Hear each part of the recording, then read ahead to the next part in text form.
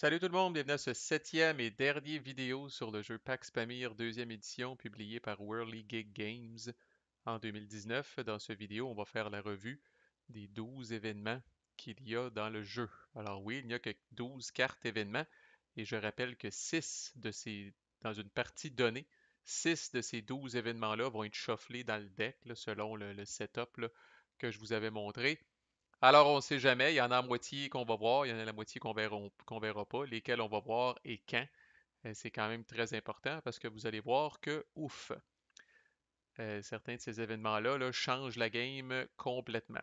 Fait que d'abord, il faut comprendre, il faut se rappeler plutôt là, que les événements ont toujours une portion en haut si jamais l'événement est discarté. Quand est-ce que l'événement est discarté? Bien, s'il intéresse personne, puis qu'il finit par se rendre à la colonne zéro dans le marché, là, quand arrive la fin de votre tour, avant de rafraîchir le marché, si jamais il y a des événements, incluant des dominance checks, qui sont comme considérés eux autres aussi comme étant des événements là, pour cette règle-là, là.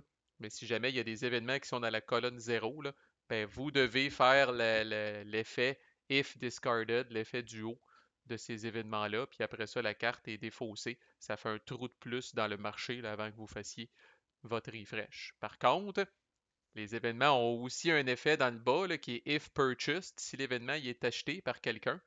Et là, à ce moment-là, c'est cette personne-là qui en profite. Je rappelle qu'un événement, ça s'en va jamais dans votre cours. Vous l'achetez, ça a un effet comme immédiat. On va plutôt le garder là, sur le bord du board. Là, dans le module vassal, on a des belles petites cases pour ça. Les événements s'en vont automatiquement aux bonnes places quand on les achète, là, ce qui ajoute encore à ce module écœurant. Fait que, euh, fait que souvent, parce qu'on va voir que la grande majorité des événements, là, quand on les achète, ils ont un effet persistant, souvent qui va durer jusqu'au prochain check de dominance. OK. Alors, premièrement, là, les quatre que j'ai mis en haut, là, c'est parce que l'effet if discarded est le même pour ces quatre-là, là, à part la région. Là. Fait que c'est des révoltes, là. Fait que des révoltes à Kaboul, des révoltes à Herat, des révoltes à Punjab, puis des révoltes en Perse. Donc, vous avez les quatre régions qui sont sujettes à ça. Alors, cet événement-là, par exemple, si jamais il est discarté, là, on enlève toutes les tribus, donc toutes les cylindres et toutes les armées à Kaboul. Les routes demeurent, mais c'est tout. Alors, les armées et les tribus à Kaboul débarrassent. Alors, ça, c'est dans le cas de celle-là. L'effet if purchased est différent, par exemple, pour les quatre cartes, fait qu'on va les voir, là. Fait que celle-là, spécifiquement, si vous l'achetez, cette carte-là, là, Nation Building, alors jusqu'au prochain Dominance Check, si vous faites l'action de Build, l'action avec le château là, qui coûte 2 roupies, 4 roupies ou 6 roupies, là, vous placez le double de blocs.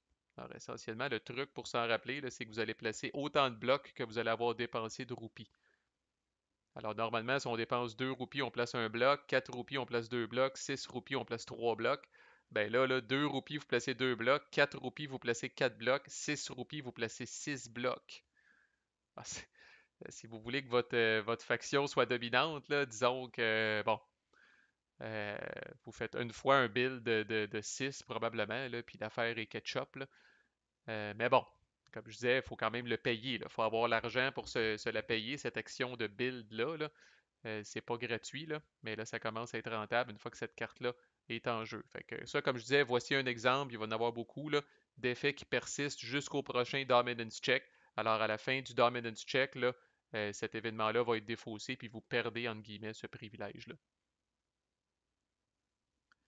Ici, donc, la portion discarded, c'est les révoltes en Hérat. Donc, on enlève toutes les tribus et toutes les armées dans la région d'Hérat.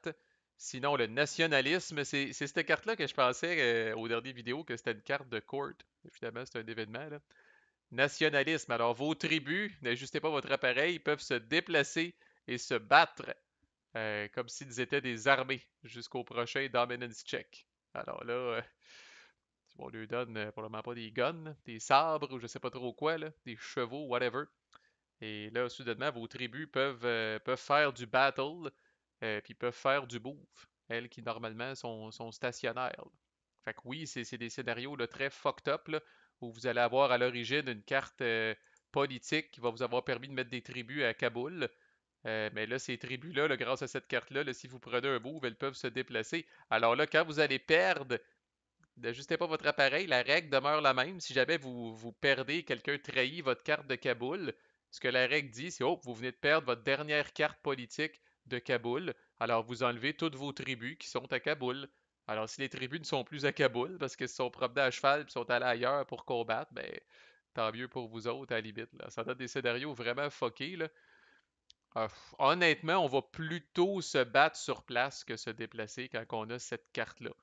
Imaginez un scénario où vous avez mis deux de vos cylindres à Kaboul, mais sont comme tout nus, sont pas protégés par des armées de votre nationalité là, pour essayer de faire le ménage. Là. Puis là, il y a des armées, mettons que vous êtes afghan, il y a des armées russes puis des armées britanniques qui commencent à arriver dans la région. Là. Ben, avec cette carte-là, là, vos tribus peuvent se battre puis débarrasser les blocs ennemis. Là. Ce qui vous aide évidemment pour la dominance.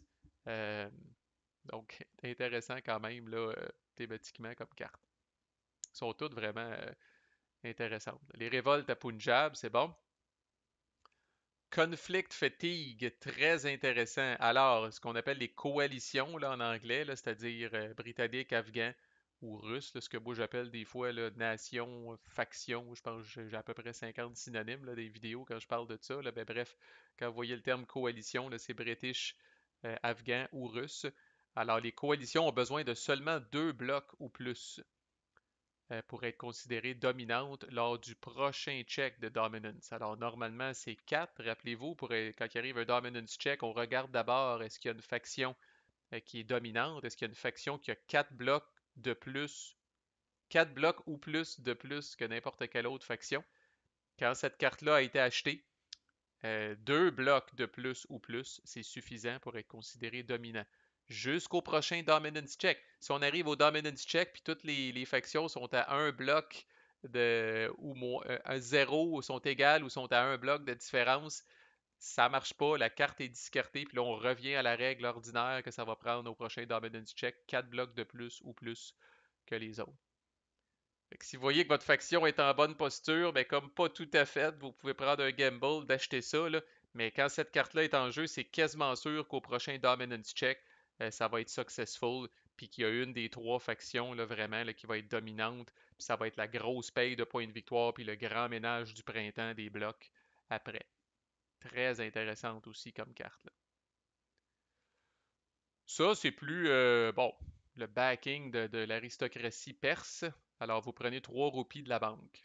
Contrairement aux cartes leverage, là, ça vient, comme on dit, le no strings attached. Vous n'avez pas besoin de rembourser ça à n'importe quel moment. Là. C'est vraiment, vous prenez 3 piastres de la banque, ça vient de s'injecter dans l'économie, puis ils sont à vous pour commencer. Fait que bon. Alors, si la carte est rendue à la colonne 0 ou à la colonne 1, puis qu'il y a déjà de l'argent dessus, là, ben, le fait de la jouer puis d'aller chercher 3 roupies de la banque, ça va être une façon de vous refaire un peu de fric. Bon, ces 3 cartes-là, je les ai mis sur la même ligne tout simplement parce que l'effet, si la carte est discartée, c'est de changer le suit qui est favorisé. Donc, cette carte-là, si elle arrive au bout du market puis qu'elle est discartée, là, automatiquement, on change la suit favorisée pour la suit militaire. Alors, on reconnaît l'icône qu'on a vu sur certaines cartes en haut à droite là, quand j'ai fait la vidéo sur ce sujet. Alors, l'effet, lorsque c'est acheté, est très fort aussi. New Tactics. Alors, vos cartes militaires, donc vos cartes rouges avec des étoiles rouges, sont considérées favorisées jusqu'au prochain check de Dominance, tout le temps. Alors, vos cartes militaires, par exemple, même si la soute favorisée est la soute économique, jusqu'au prochain check de Dominance, autrement dit, vous êtes tout le temps capable d'utiliser gratuitement, là, sans que ça vous coûte d'action, vos cartes militaires. Fait que ça peut être intéressant si jamais vous vous êtes concentré, mettons, dans ce suit-là, là, puis vous avez 2, 3 cartes militaires, puis que le prochain Dominance Check est long, là, est loin, en fait. Ça peut être intéressant, ça va vous permettre d'utiliser ces cartes-là gratuitement pendant un petit bout. Là. Celle-là, si elle est discartée, ben, on tombe en espionnage, dans la soude d'espionnage. Sinon, si elle est achetée, Pashtun Wali Values, alors vous choisissez une soude à favoriser. Fait que vous bougez là, vraiment, vous dites cette soude-là est favorisée. Et toutes les icônes de changement de suit sont ignorées jusqu'au prochain check de dominance. Fait qu'encore là, si vous êtes très concentré dans une couleur, mettons vous avez surtout des cartes économiques, vous pourriez dire, bon, ben, en achetant cette carte-là, là, même si c'est pas le cas en ce moment, c'est la suite économique qui est favorisée et ça ne changera pas jusqu'au prochain Dominance Check, même si les gens jouent des cartes, même si ces propres événements-là sont discartés, là, oubliez ça, la soude favorisée est coulée dans le ciment jusqu'au prochain check de Dominance. Et celle-là, si elle est discartée, on tombe, la soude favorisée devient la soude politique.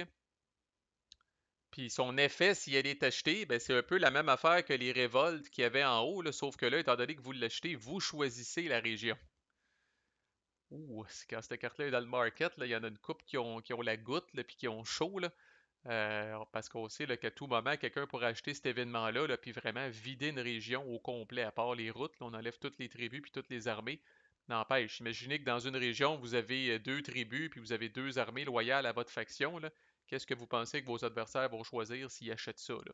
Vous allez perdre d'un coup là, deux cylindres, puis deux blocs là, de votre faction bien aimée. Là. Fait que c'est pas nécessairement l'idéal pour vous. À partir d'ici, c'est pas mal all over the place, là. Alors, les effets, souvent, là, si c'est discarté puis si c'est acheté, là, c'est différent, là. Fait que celle-là, Disregard for Customs, si jamais elle est discartée, alors tout le monde ignore les bribes jusqu'au prochain check de Dominance. Alors là, c'est le chaos, c'est le free-for-all. On ignore les bribes des cartes qui sont prises en otage, puis on ignore les bribes quand on joue des cartes dans des régions qui sont rulées par nos adversaires. Alors, c'est le chaos. Par contre, si vous l'achetez, il n'y a que vous que c'est l'avantage. L'effet est le même, mais il n'y a que vous que c'est l'avantage. Alors, you may choose to not pay bribes jusqu'au prochain Dominance Check. Vous pouvez choisir de ne pas payer les bribes de 98% du temps. Vous allez choisir, vous allez me dire, Marco, quand est-ce qu'on choisirait pas, mettons, là, parce que le jeu ne vous permet pas d'échanger du cash. Le jeu vous permet de négocier comme vous voulez, là, puis de dire, hey, je vais faire un souper après la game si tu me donnes telle carte. Le jeu vous permet de faire ça, là. Mais vous pouvez pas dire à quelqu'un, puis en échange, je te donne 2 roupies. Là. Les seules façons que les roupies changent de main, là, c'est via des bribes. Fait que, par exemple, vous pourriez dire, hey, tu as besoin d'argent, ça tombe bien, tu es rouleur dans cette région-là, je vais la jouer, puis je vais jouer une carte, puis même si j'ai cette carte-là, je te paye la bribe pareil. Mais faites-vous-en pas, 80, même 19% du temps, vous allez dire fuck you tout le monde, je ne paye pas de bribe jusqu'au prochain Dominance Check. Cette carte-là, donc, si jamais elle est discartée, tous les joueurs doivent immédiatement discarter une carte de leur main. S'ils n'en ont pas, il n'y a pas d'effet. Mais sinon, là, tous les joueurs qui ont au moins une carte doivent discarter une carte de leur main. Ils choisissent, évidemment. J'adore l'effet, si vous achetez la carte, vous échangez votre main avec un autre joueur. Et ça précise bien, vous pouvez même échanger une main qui est vide, c'est-à-dire je n'ai pas de carte, tu as 3 cartes, merci beaucoup. Voici ma main virtuelle qui a rien dedans et je vais prendre tes 3 cartes. Thank you very much. Alors, une autre carte que quand elle est dans le market, là, puis qu'on voit ça, là, oh shit, là, j'ai beaucoup de cartes en main, c'est moi qui vais être ciblé peut-être par cet effet-là. Là, fait que là, ça précipite les choses. C'est quand je vous disais que les événements ont quand même un effet très fort sur le jeu, là, ça, c'en est un bon exemple. Ici, quand même, si jamais la carte est discartée, tout le monde discarte tout leur prix de loyauté. Là. Alors, faut pas confondre là, le terme est quasiment pareil. Il ne faut pas confondre les cadeaux avec les prix, les gifts avec les prizes. Donc, les prix, là, j'ai plus l'exemple, là, mais rappelez-vous, dans les vidéos précédentes, là, les prix, c'est les cartes qu'on met à l'envers pour rendre visible la petite ligne de couleur qu'il y a en bas. Là. Ben, d'ailleurs, c'est dans la discard ici, on a notre body ici. Là. Fait que le prix, là, c'est cette espèce de. Ça, je peux le faire, je pense, non? Je pense qu'il faut qu'il soit dans une corde d'abord, puis là, je peux faire un take as prize. Et là, je passe associé à aucun joueur. Bref, on se rappelle que le prix, là, c'est quand on betray une carte, puis qu'on décide là, de la claimer, de la réclamer comme prix, puis qu'on la tourne à l'envers, puis qu'on la met en dessous de notre disque. Alors, ça compte normalement comme un de loyauté, là, mais là, si jamais cette carte-là est discartée, tout le monde autour de la table qui a des prix défausse tous ses prix. Mais elle risque fort d'être achetée parce que son effet quand elle est achetée est très forte. Alors vous choisissez un joueur, les patriotes de ce joueur-là ne lui donnent pas d'influence jusqu'au prochain Dominance Check. Fait que des fois, bon, vous avez vu dans les autres vidéos que j'ai faites, là, moi puis Léo, je pense, on est afghans. Fait que là, c'est un peu, on est bodé là, officiellement, là, mais là, c'est un peu la course à l'influence, là, qui va avoir le plus d'influence. Fait que quand vous achetez cette carte-là, puis vous prenez l'autre joueur qui est loyal à la même faction que vous, puis vous dites, OK, toi, tes patriotes comptent pas. Ça veut dire que même si le joueur a deux patriotes dans sa cour, soudainement, ces deux patriotes-là ne lui donnent pas d'influence. Fait que vous risquez d'être le plus licheux envers votre faction quand va arriver le dominance check, là. Alors ici, si la carte est discartée, les cadeaux ne valent pas d'influence. Les cadeaux de tout le monde ne valent pas d'influence jusqu'après le prochain Dominance Check. Fait que les cadeaux, là, c'est les fameux cylindres là, qu'on met sur notre disque, là, le fameux l'action de diamant là, qu'on paye puis qu'on offre un cadeau. Là. Alors là, le embarrassment of riches, là, ça ne veut plus rien dire, le fric. Alors les cadeaux ne valent rien. Fait qu'encore là, si entre vous et votre body, ce qui vous démarque, c'est que votre body a peut-être fait deux cadeaux, par exemple, aux Afghans. Ben, si cette carte-là est discartée, c'est comme ah, tes cadeaux ne valent plus rien. Fait qu'encore là, peut-être que c'est vous qui va se ramasser à ce moment-là avec le plus d'influence envers la faction. Puis sinon, ben, c'est surtout bon si vous avez beaucoup de cadeaux, en tout cas au moins un cadeau, peut-être même deux. Là. Si vous achetez la carte, vos cadeaux comptent double jusqu'après le prochain Dominance Check. Fait que si vous avez un cadeau, ça compte comme deux influences. Si vous avez deux cadeaux, ça compte comme quatre influences. Si vous avez trois cadeaux, ce qui va vous avoir coûté au total 12 roupies, ça compte comme 6 d'influence. Il n'y a personne qui va pouvoir enclencher ça ever. Là.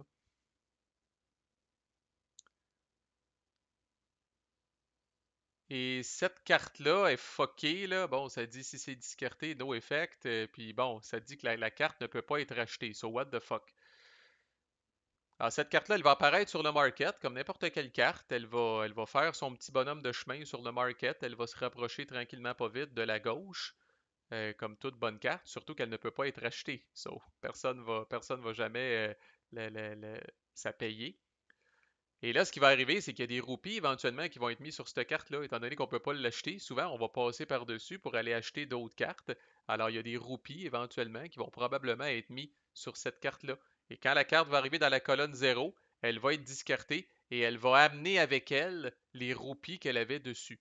Alors, voici une des rares cartes, si c'est pas la seule peut-être, là, qui vient contracter un peu l'économie de l'Afghanistan. Là. Alors, s'il y avait deux roupies sur cette carte-là, les roupies sont out of the game. S'il y avait trois roupies, ils sont out of the game.